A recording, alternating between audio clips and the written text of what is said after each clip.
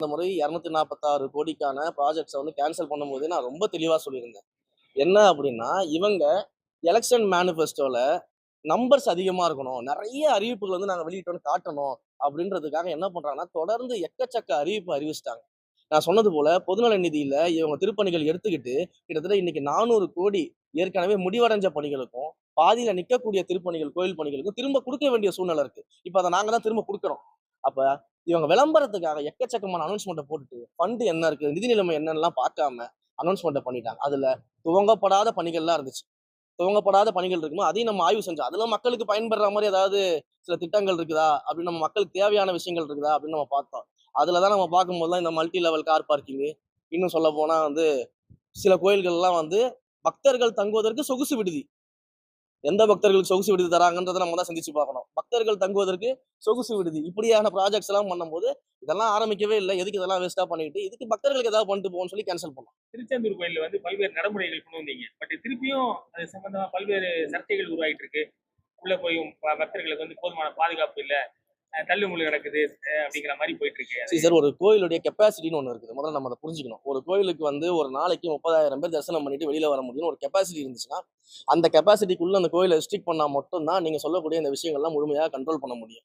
நம்ம ஏற்கனவே அந்த கோயிலுக்கு போகும்போது திருச்செந்தூர்ல இருக்கக்கூடிய கையூட்டுகளை வந்து நீக்கிறது, மத்த பிரச்சனைகள்லாம் சால்வ் பண்றது, இந்த தரிசன முறைகேடுகள்லாம் சால்வ் பண்றது, நிறைய விஷயங்கள் நம்ம இறங்கினோம். ஏறத்தாழ ஒரு 80, 90% வந்து அங்க நிலைமை வந்து மாறி இருக்கிறது.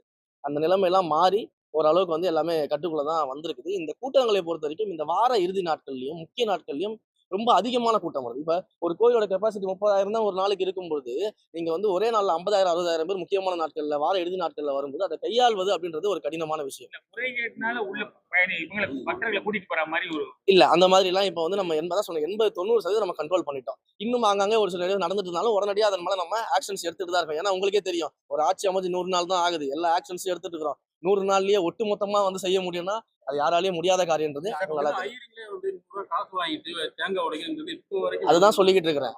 எல்லாத்தையுமே வந்து 100 நாளைக்குள்ள உடனடியா சரி பண்ணி தலைகீழாக மாத்துறதுக்கு இது சினிமா கிடையாது. சரிங்களா? இத வந்து கொஞ்சம் கொஞ்சமா தான் ஸ்டெப் எடுத்து பண்ணணும். ஒவ்வொரு ஸ்டெப்பா பண்ணிட்டு இருக்கோம். ஏறத்தாழ 80, 90% கண்ட்ரோலுக்கு கொண்டு வந்திருக்கிறோம். இன்னும் கண்ட்ரோல் கொண்டு வரதுக்கான வேலைகள்லாம் பண்ணிட்டு இருக்கோம். அறங்காவலர் பணியில வந்து அரசியல் பிரமுகர்கள் தான் அதிகமா இருக்காங்க. உண்மையான ஆன்மீகவாதி அறங்காவலர் சொல்லி அதுவும் தம்பர் சொல்லியிருக்காரு. அப்ப இந்த கேள்விகளை நீங்க 5 வருஷத்துக்கு கடந்த ஆட்சியில யாரு அறங்காவலர் குழுவை நியமிச்சாங்க? எதன் அடிப்படையில நியமிச்சாங்க? நேத்து நான் சட்டமன்றத்துல சொன்னேன் இல்லையா?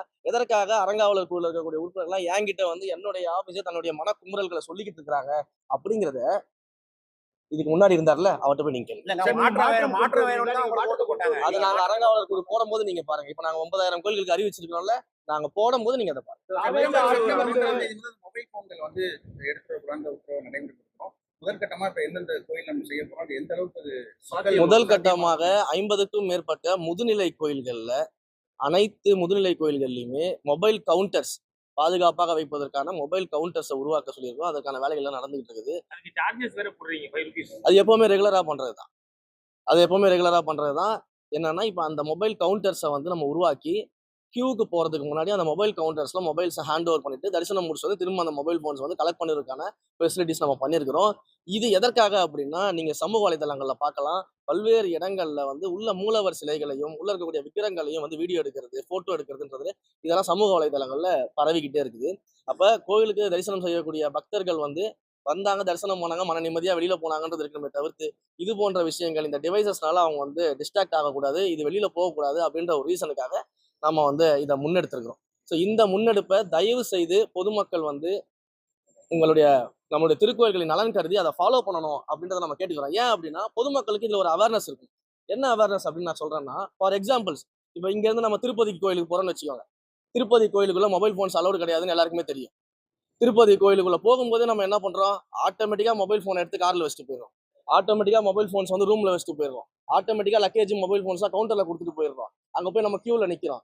இங்கேயாவது 3 மணி நேரம் 4 மணி நேரம் வந்து கூட்ட நெரிசல்ல நிக்கிறாங்க, கியூல வராங்கன்றதுக்கே நம்ம என்ன பண்றோம், ஒரே ஆர்ப்பாட்டம் பண்ணிடுறோம். 3 மணி நேரம் 4 மணி நேரம் கியூல நிக்கிறோம்.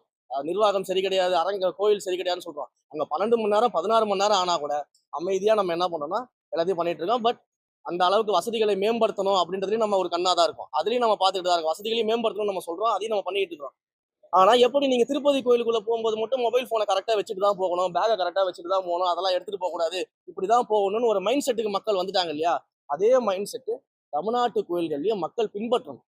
ஏன்னா அப்பதான் எப்படி இந்த கோயிலுக்குள்ள இருந்து வீடியோ வெளியில வர்றது, கோயிலுக்குள்ள இருந்து போட்டோ வெளியில வர்றது, ரீல்ஸ் வெளியில வர்றது, அதெல்லாம் இல்லாம எந்த காரணத்துக்காக நம்ம கோயிலுக்கு போறோமோ அந்த இறைவனை வந்து மன நிம்மதியோட தரிசனம் செய்துவிட்டு வெளியில வரணும். வேற எந்த கான்ட்ரவர்சியும் இருக்கக்கூடாது அப்படின்றதுல நம்ம மிக தெளிவா இருக்கிறதுனால தான் நம்ம இந்த மெத்தடை கொண்டு வரோம். இதை மக்களும் வந்து தயவு செஞ்சு செய்யணும்.